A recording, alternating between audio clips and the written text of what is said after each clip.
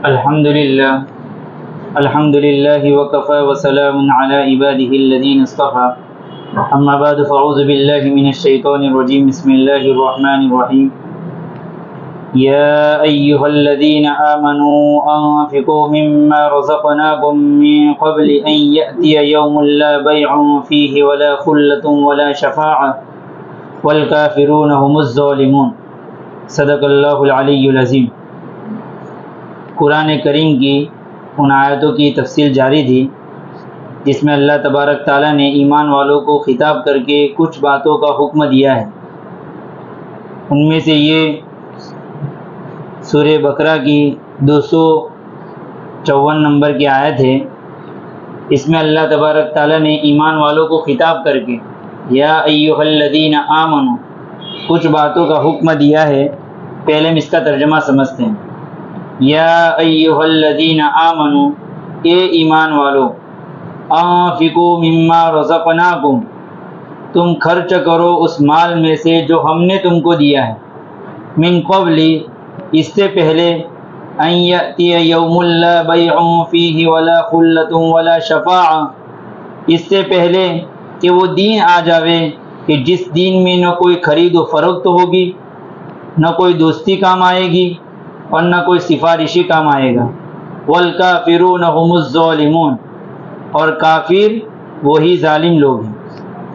اس آیت میں اللہ تبارک تعالیٰ نے ایمان والوں کو ایک چیز کا حکم دیا ہے، وہ یہ کہ تم مال کو خرچ کرو۔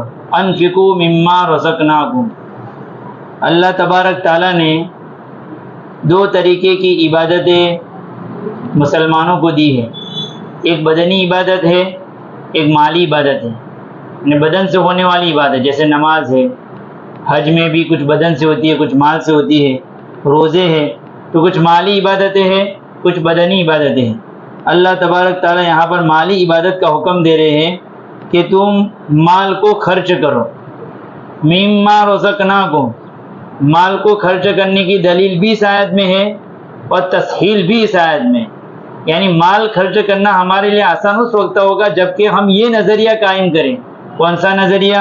مما رزقناکم، ہم نے تم کو جو دیا ہے اس میں سے تم خرچ کرو، اس لیے کہ ہمارے پاس جتنا بھی مال ہے وہ سب کا سب اللہ کا ہے، اور اللہ اسی مال میں سے خرچ کرنے کا کہہ رہے ہیں کہ میرا مال جو تمہارے پاس ہے اس میں سے خرچ کرو۔ آج ہمارے لیے خرچ کرنا مشکل اس لیے ہے کہ اس مال کو ہم نے ہمارا سمجھ لیا ہے کہ بھئی میرا مال ہے، وہ اس لیے خرچ نہیں ہو رہا ہے۔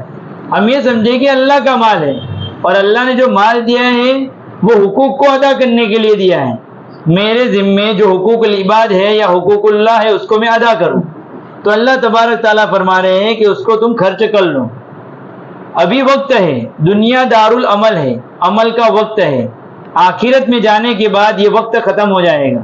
اس لیے اللہ تبارک تعالیٰ آگے تین چیزوں کو بیان فرما رہے ہیں کہ وہاں پر آخرت میں یہ تین چیزیں تم نہیں کر پاؤ گے، کہ اس دن تم خرید و فروخت نہیں کر سکتے ہو۔ ابھی تم مال کے ذریعے سے نیک اعمال خرید سکتے ہو، مال دو، نیک اعمال خرید کر اللہ کے ہاں جمع کروا دو۔ آخرت میں جانے کے بعد جس وقت حساب کتاب شروع ہوگا اس وقت بندہ بیع و خرید و فروخت نہیں کر سکتا ہے، کہ اس وقت وہ دار الجزا ہے، بدلے کی جگہ ہے، دار العمل نہیں ہے۔ اللہ تبارک تعالیٰ دوسری چیز بیان کر رہے ہیں، ولا خلہ، وہاں پر کوئی دوستی کام نہیں آئے گی۔ یہاں پر کوئی مسئلہ پھنستا ہے، آدمی دوست کے پاس جاتا ہے کہ بھئی یہ پریشانی ہے، تو میری مدد کر، وہ مسئلے کو حل کرتا ہے۔ وہاں پر دوست کی بات کہاں ہے؟ ماں باپ کے پاس بھی جائے گا ایک نیکی کے لیے، یوم یفر المرء من اخیہ وامہ وابیہ وصاحبتہ وبنیہ، یعنی بیوی کے پاس جائے گا، ماں کے پاس جائے گا، والد کے پاس جائے گا، بیٹوں کے پاس جائے گا، ہر ایک اس سے بھاگے گا، اس لیے کہ ہر ایک کو اس وقت اپنی نیکی کی فکر ہوگی، تو کوئی دوستی کام نہیں آئے گی۔ اسی طریقے کوئی سفارش کرنے والا نہیں ہوگا۔ دنیا میں کوئی مسئلہ پھنستا ہے، میں بڑے آدمی سے بات کر لی کہ بھئی تم مجھ سے بات کر لو تو میرا مسئلہ حل ہو جائے گا، یہاں سفارشی کام آ جاتا ہے، لیکن وہاں پر کوئی سفارشی کام نہیں آئے گا۔ ہاں اللہ تعالیٰ جس کو اجازت دے گا اس کے متعلق سفارش کرنے والا سفارش کر سکے گا۔ تو اللہ تبارک تعالیٰ فرمائے کہ اس وقت اس دین کے آنے سے پہلے تم مال کو خرچ کر لو. اور یہ اصول ہے کہ جو اللہ کی راہ میں خرچ کرتا ہے اللہ تبارک تعالیٰ دنیا میں بھی دیتا ہے اور اللہ تبارک تعالیٰ آخرت میں بھی دے گا. اسی تیسرے بارے میں ایک آیت ہے کہ جو ایک نیکی کرتا ہے اللہ تعالیٰ 700 گنا اس کو دیتے ہیں، اضافہ کر کے دیتے ہیں، دنیا میں بھی دیتے ہیں آخرت میں بھی دیتے ہیں. اب آخر میں ایک بات بیان کر دوں، تبلیغ دین جس کا ترجمہ میں نے پہلے بھی بیان کیا ہے، یہ امام غزالی کی کتاب اربعین، اس کا ترجمہ ہے تبلیغ دین، اس کا ترجمہ کیا ہے مولانا عاشق الہی میرٹھی صاحب نے. اس میں انہوں نے صدقے کے 3 درجے لکھے ہیں کہ آدمی جو مال خرچ کرتا ہے وہ خرچ کرنے کے اعتبار سے 3 طرح کے لوگ ہیں. ایک تو درجہ وہ ہے جو سب سے اعلیٰ درجہ ہے کہ پورا کا پورا مال اللہ کی راہ میں آدمی خرچ کر دے. اس کی مثال ہم کو کتابوں میں ملتی ہے، جیسے حضرت ابوبکر صدیق رضی اللہ تعالیٰ عنہ کی زندگی میں یہی چیز ملتی ہے، جب بھی موقع آیا ہے پورا مال سمیٹ کر اللہ کے نبی کی خدمت میں پیش کیا ہے، جیسے ہم قصہ پڑھتے بھی رہتے ہیں.